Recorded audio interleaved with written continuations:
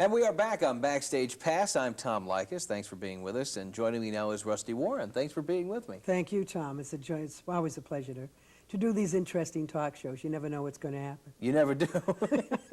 Now, you've been in comedy for quite some time. Yes, since before you were born, I'm sure. Oh, boy. Don't tell me that. You had a best-selling record album. Yeah. As a matter of fact, I heard one of your records on the Dr. Demento show not too long ago. Not well. He used to play them in the 60s a lot. Mm-hmm. Yes, He was played one an recently. old fan of mine. We used to meet each other in Anaheim a lot. Did you really? When I worked California. And he was the only one that could get away with playing Knockers Up or Songs for Sinners or Bounce Your Boobies or any of those early albums that we did in the 60s. And he said, I play them. I don't care what they do. I play them. And he used to do it. And they played them in Canada, but I never got any, of course, the media exposure. It wasn't, in the 60s, it just wasn't allowed. The mode of the country wasn't in that segment at all. Mm-hmm. Now, your act in the 60s was real risque at that time. Well, because I was one of the first loudmouth women to admit that we like sex. And I guess I said it before, well, before women even talked that way. That's just part of where Rusty was coming from at that time. And of course, I grew up in the piano bar syndrome. That's where I started playing piano and singing. Piano bars, they don't have them anymore, of course, but that's where I started my so-called career. And then, of course, I got away from the piano. I had to leave it because the audiences got bigger than the length of the piano bar. Now, how has comedy changed since back then? Obviously, it's different. We're not doing double entendre anymore. We've gone leaps and bounds. We passed double entendre a long time beyond ago. that, yeah. That's an interesting question. I've been asked it in many, many ways. Since the 60s, and now we're in the 80s. Are you asking for the difference in what we laugh at, or the difference because I did sexual comedy? The difference in comedians, really. Attitudes. Yeah, because comedians these days, they start off being dirty, and they see how dirty they can get. I mean, I spent some time in a comedy club in New York over the weekend, and it's unbelievable. They start with the F word and work their way out now. Well, it's interesting to think that I was called risque, naughty, all kinds of things in the 60s, and never once did I ever use a four-letter word. Forget that word. Any four-letter word, I never have in my act. I've said, oh, damn, and this kind of thing, which was fairly light in those days, but I've been accused of a lot of things, and now comedy today, like you say, is a lot of that. That word is almost an expressive adjective. It says everything because they use it in an F table, an F thought, and they use it just casually.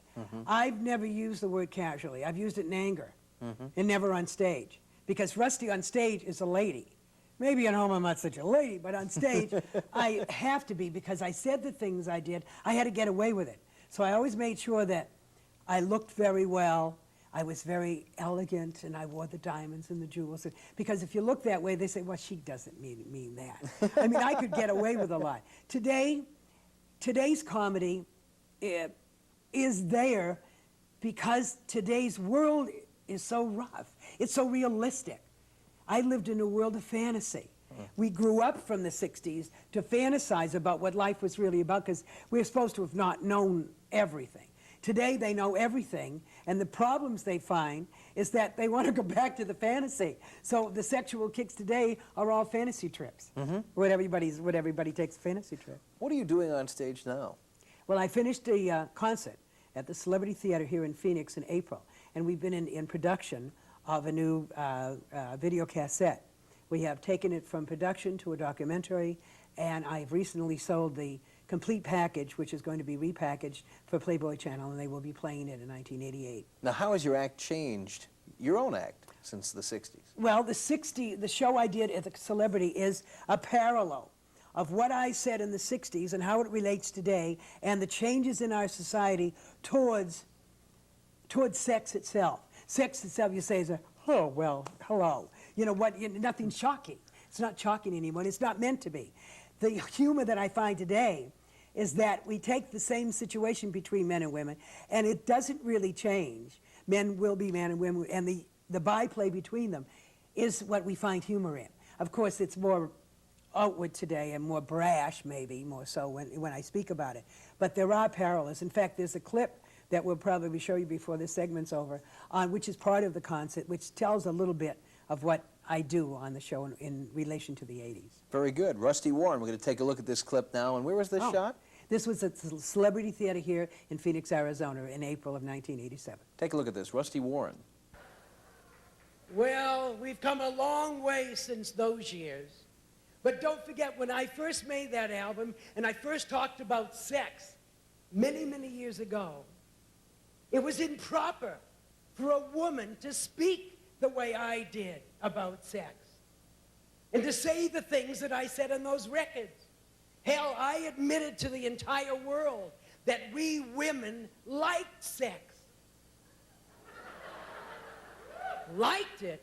We weren't even telling the ones we were doing it with that we liked it. And now today everyone says that sex has changed. To what? What you kids do, move it?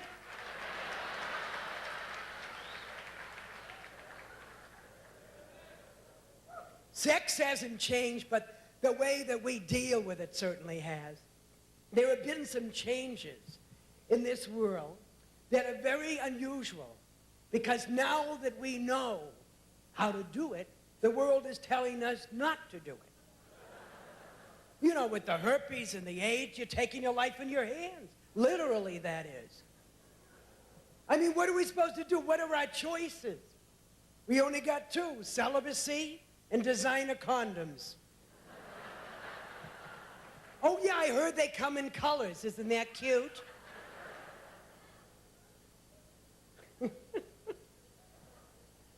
You know, it's crazy when you think about it. All these years that I have talked about sex, and here we are. What do the people do that don't have anyone to do it with? You know what they do? They walk around with fancy vibrators.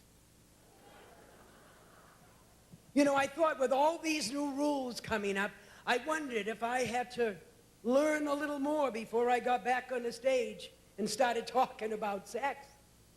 So I did what anyone else would do in my position.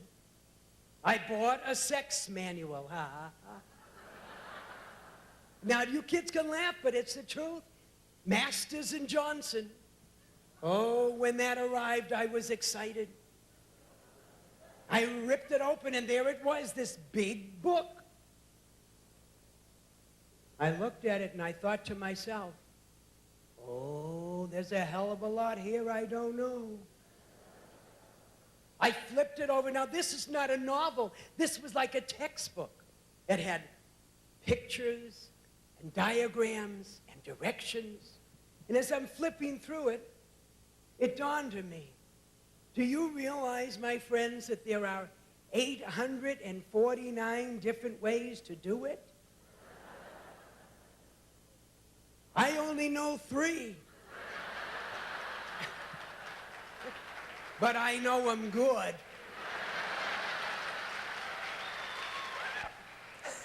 Now, who was your audience in 1987, Rusty? It was very interesting. The whole audience was comprised of people that have known me forever, plus their kids and some of their families. So we've got 2.5 generations, and there were over 3,000 people at the, 2,000 or 3,000 people at, I don't know what it seats. We were full, whatever it seats. I don't remember. I think maybe it was 2,000 there that evening. And Waylon Flowers and Madam was also, there was a double bill. And we had people from all walks of life and all attitudes, everything was there. And it was a marvelous audience for both, not only myself, but for Waylon.